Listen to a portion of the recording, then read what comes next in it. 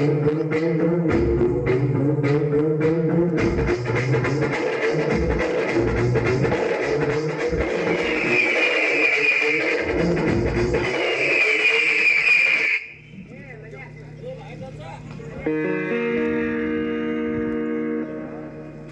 ನಮ್ಮ ಭಾರತ ದೇಶದಲ್ಲಿ ಯಾವುದೇ ಕ್ಷೇತ್ರದಲ್ಲಿ ನೀತಿ ನಿಯಮಗಳಿಗೆ ಬೆಲೆಯೇ ಇಲ್ಲದಂತಾಗಿದೆ.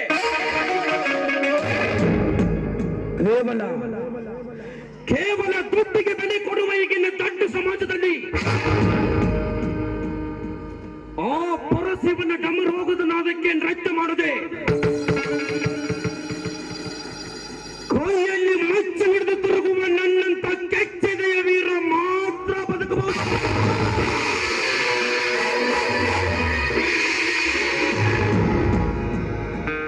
ಅದರಂತೆ ಈ ದುನಿಯಾದಲ್ಲಿ ಪಾಪ ಮಾಡಿರುವ ಪಾರಿವಾಳಗಳಿಗೆ ಹೊಲದ ಕಾಲವನ್ನು ಹಾಕಿ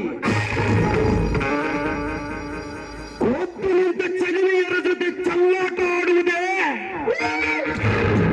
ಈ ಚಲಗಾರ ಚಕ್ರವರ್ತಿ ಅಗ್ನಿಗೌಡನ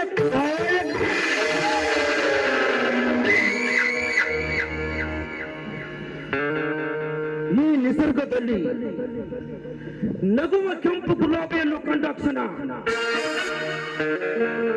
ತುಂಬಿಗಳ ದಂಡು ಬಂದು ಮಕರಂದವನ್ನು ಹೀರಿ ಸಂತೋಷ ಪಡುತ್ತವೆ. ಅದೇ ರೀತಿ ಆ ಬಡಬಿಗೌರ ಶ್ರೀನಿವಾಸನ ಹೆಂಡತಿ ಗೀತಾಳನ್ನು ಕಂಡ ಕ್ಷಣ ಆ ಹೆಣ್ಣನ್ನು ಒಪ್ಪಿ ಮುದ್ದಾಡಿ ಅನುಭವಿಸುವವರೆಗೂ ನನ್ನ ಮನಸ್ಸಿಗೆ ನೆಮ್ಮದಿನೇ ಇಲ್ಲದಂತಾಗಿದೆ.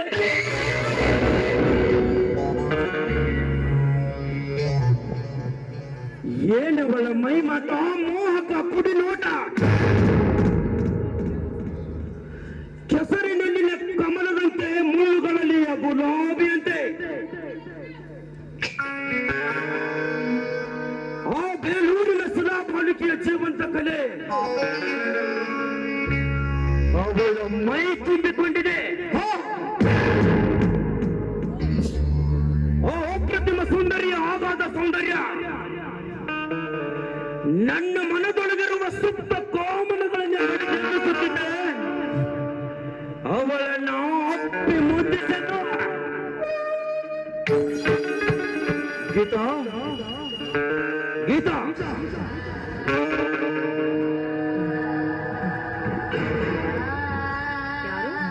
ಓಹೋ, ಅಗ್ನಿಗೌಡ್ರು. ಎಸ್, ನಾನೇ ಅಗ್ನಿಗೌಡನೇ. ಮನೆಯಲ್ಲಿ ಯಾರು ಇಲ್ಲ ತಾನೇ? ಇಲ್ಲ, ನನ್ನ ಯಜಮಾನರು ಹೊರಗಡೆ ಹೋಗಿದ್ದಾರೆ. ಒಂದ್ ನಿಮಿಷ ಕುಳಿತುಕೊಳ್ಳಿ, ಚಹಾ ತೆಗೆದುಕೊಂಡು ಬರ್ತೀನಿ.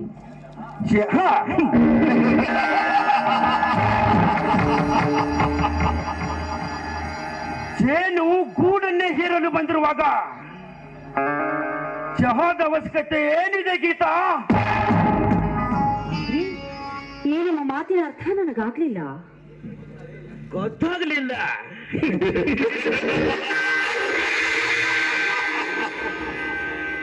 ಇಂತಹ ಮಠ ಮಧ್ಯಾಹ್ನದ ಬಿಸಿಲಿನಲ್ಲಿ ಮೆತ್ತಗೆಯ ಹಾಸಿಗೆಯ ಮೇಲೆ ಹಾಯಾಗಿ ಮಲಗುವ ಸಮಯವಿದು. ಹೇ ಗೀತಾ,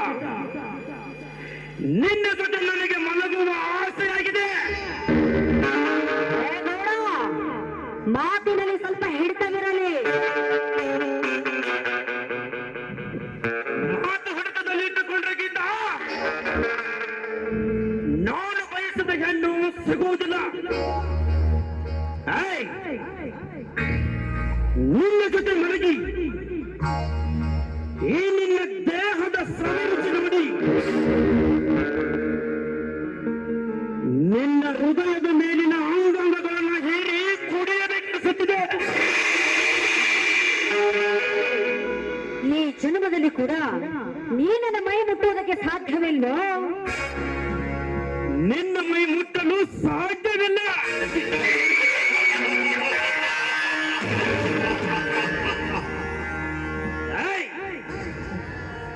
ನಾನು ಮನಸ್ಸು ಮಾಡಿದರೆ ನಿನ್ನಂತ ಹೊರೆಯದ ಕುಮಾರಿಯರೇ ನನ್ನ ಕಾಲಗಳಿಗೆ ಸಿಕ್ಕು ಒತ್ತಾಡಬೇಕಿದ್ದಾರೆ.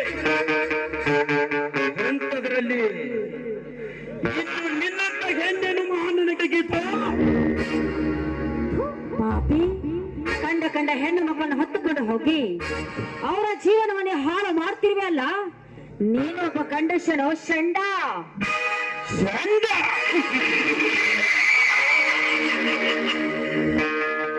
ಸೆಡೆಗೆ ಮಲ್ಲಿಗೆ ಮುಡಿದು ಕೈಗೆ ಬಳೆ ತೊಟ್ಟು ಮುಸುರಂತಿಕ್ಕು ಹೆಣ್ಣು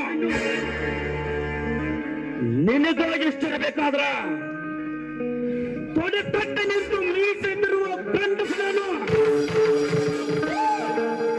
ನನಗೆಷ್ಟಿರಬೇಡ. ಸುಮ್ಮನೆ ನನ್ನ ಮಾತಿಗೆ ಒಪ್ಪಿಕೊಂಡು ಸರಗಾಕು. ಇಲ್ಲದಿದ್ರೆ ನಿನ್ನನ್ನು ಹೊತ್ತುಕೊಂಡು ಹೋಗಿ ಬಲಾತ್ಕಾರ ಮಾಡಿ ನಿನ್ನ ಪ್ರಾಣದ ಜೊತೆ ಆಟವಾಡಬೇಕಾಗುತ್ತದೆ. ಜೋಕೆ ಪ್ರಾಣದ ಆಸೆಗಾಗಿ ನನ್ನ ಶೀಲವನ್ನು ಕಳೆದುಕೊಂಡ ಹೇಸಿಯನ್ನು ನಾನಲ್ವೋ. ನಿನ್ನಂತ ರಾಕ್ಷಸರಿಗೆ ನಾನು ಹೆದರುವುದಿಲ್ಲ. ನನ್ನ ಪ್ರಾಣ ತೆಗೆಯಲು ಬಂದಿದ್ಯಾ ಆದ್ರೆ ಆ ಲಕ್ಷ್ಮೀ ದೇವಿ ಕತ್ತಿಯಿಂದ ನಿನ್ನನ್ನು ತುಂಡು ತುಂಡಾಗಿ ಕತ್ತರಿಸಿ ಹಾಕುವೆ, ಎಚ್ಚರ. ಮಹಾತಾಯಿಯ ಕತ್ತೆಯಿಂದ ತುಂಡು ತುಂಡಾಗಿ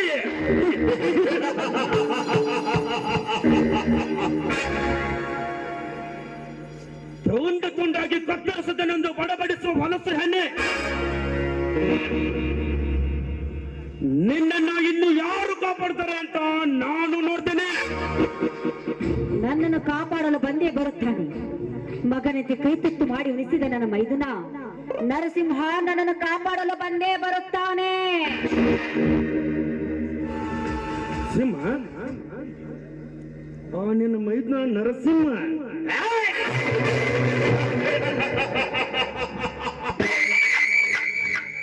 ಗಂಡನೇ ನನ್ನ ದೈವ, ಗಂಡನೇ ನನ್ನ ಸರ್ವಸ್ವ, ಗಂಡನೇ ನನ್ನ ಬಾಳಿನ ಜ್ಯೋತಿ ಎಂದು ಪೂಜಿಸುತ್ತಿರುವ ಆ ನಿನ್ನ ಗಂಡ ಶ್ರೀನಿವಾಸನನ್ನು ಕಟ್ಟಿ ಹಾಕಿ ಬಡಿಯುತ್ತಿರುವಾಗ ಎಲ್ಲಿಂದ ಬಂದ ನಿನ್ನ ನರಸಿಂಹ? ಎಲ್ಲಿ ಹೋಗಿತ್ತು ನಿನ್ನ ನರಸಿಂಹನ ಪರಾಕ್ರಮ? ಹೇಗೀತ ಸುಮ್ಮನೆ ಸಮಯ ಹಾಳು ಮಾಡಬೇಡ. ಬಾ, ಬಂದು ನಾನು ಒಪ್ಪಿಕೋ. ಮುಟ್ಟಬೇಡವೋ, ಮುಟ್ಟಿದರೆ ಸುಟ್ಟು ಹೋಗುವೆ. ಸುಟ್ಟು ಹೋಗಲು ನಾನೇನು ಕಣಿಕೆಯ ಕೂಡಲ್ಲ. ನಿನ್ನಂತವರನ್ನ ಸುಟ್ಟು ಹಾಕುವ ಅಗ್ನಿಗೌಡ ನಾನು.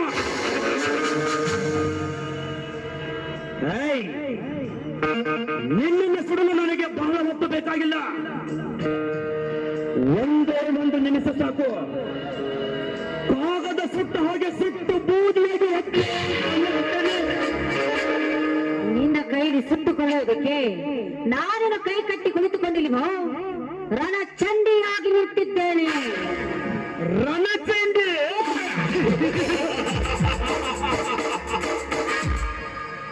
ರಣಚಂಡಿಯೋ ಇಲ್ಲ ನನ್ನ ರಂಡಿಯೋ ಎಂದು ತಿಳಿದು ಭೋಗಿತ ಬಾ, ನನಗೆ ನಿನ್ನ ದೇಹವನ್ನು ಅರ್ಪಿಸುವ. ಅಯ್ಯೋ, ಯಾರೋ ನನ್ನನ್ನು ಕಾಪಾಡಿ. ಬೇಡ,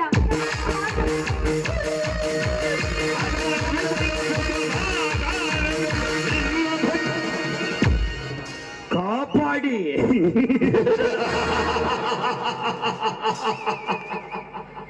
ಈ ನಾಲ್ಕು ಗೋಡೆಗಳ ಮಧ್ಯೆ ನಿನ್ನನ್ನು ಯಾರು ಕಾಪಾಡ್ತಾರೆ ಗೀತಾ? ಈ ಪಾಟೀಲ ಹೂ ಅಂದ್ರ ಪ್ರೇಮಿ, ಆಹಾ ಅಂದ್ರ ಗುಲಾಮಿ.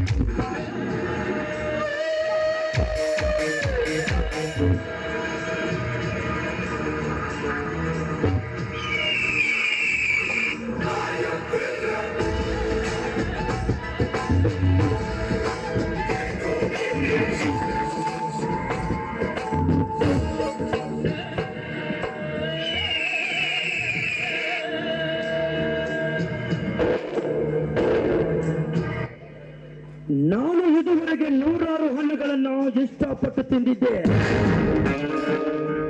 ಆದ್ರೆ ಕಷ್ಟಪಟ್ಟು ತಿನ್ನೋ ಹಣ್ಣಿನಲ್ಲಿ ಒಂದು ಚೂರು ಜಾಸ್ತಿನೇ ರುಚಿ ಇರುತ್ತೆ.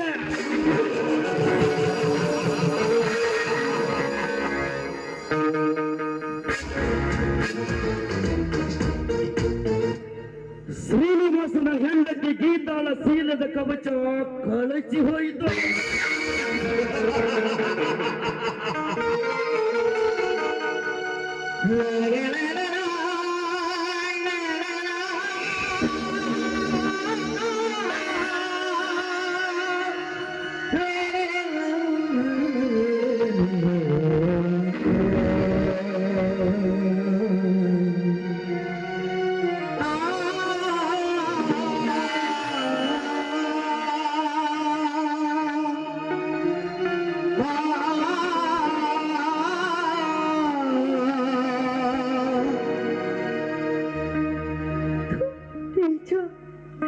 ಕೊನೆಗೆ ನಿನ್ನ ಹಠವನ್ನು ಸಾಧಿಸಿಬಿಟ್ಟಿಯಲ್ಲೋ, ಶೀಲವನ್ನೇ ಹಾಳು ಮಾಡಿಬಿಟ್ಟಿಯಲ್ಲ. ನನಗೇನು ಮಾಡಿ ನನ್ನ ಗಂಡನಿಗೆ ನಾನು ಏನು ಹೇಳಲಿ? ನನ್ನ ಮೈದನಿಗೆ ನನ್ನ ಮುಖನ ಹೇಗೆ ತೋರಿಸಲಿ?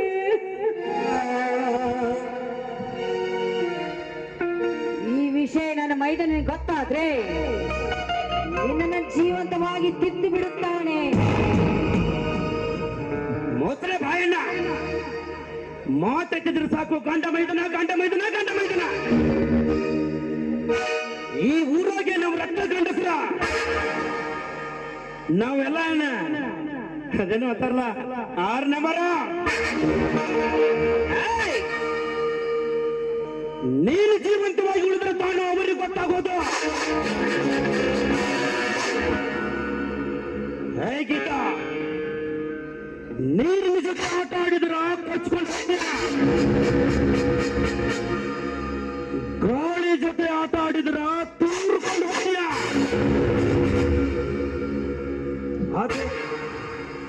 ಅದೇ ಈ ಗೌಡನ ಜೊತೆ ಆಟ ಆಡಿದ್ರ ಸತ್ತ ಹೋಗ್ತೀಯ.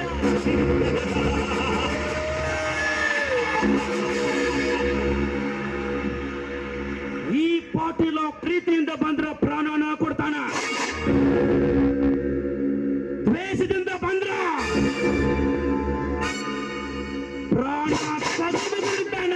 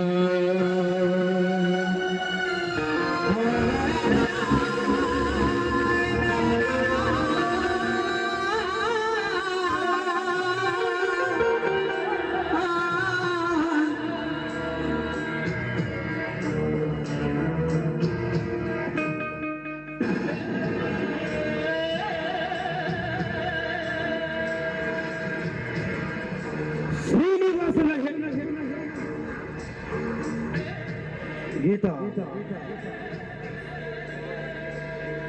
ಇಲ್ಲಿಗೆ ಇವಳ ಕಥೆ ಸಮಾಪ್ತಿ.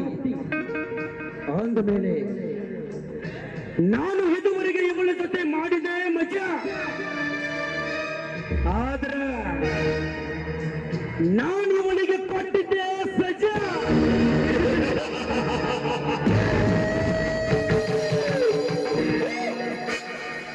ಈ ಪಾಟೀಲ ನೋಡಕಷ್ಟ ಸೈಲೆಂಟ, ಆದ್ರ ಇವನು ವೈಲೆಂಟ, ಬಹಳ ಕೆಟ್ಟ ಕ್ರಿಮಿನಲ್ ಅಂತ.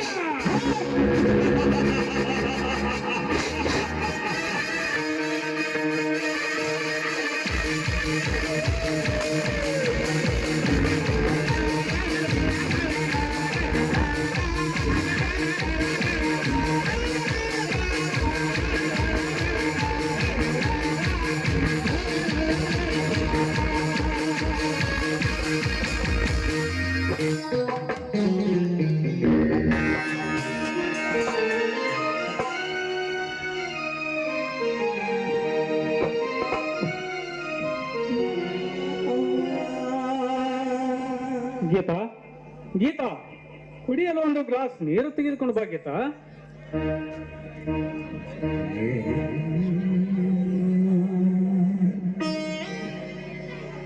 ಗೀತಾ, ಏನಾಯ್ತು ಗೀತಾ ನಿನ್ಗೆ? ಹೀಗೇಕೆ ನೆಲಕ್ಕೆ ಮಲಗಿರುವೆ? ಗೀತಾ, ಹೇಳು ಗೀತಾ, ಎದ್ದೇಳು.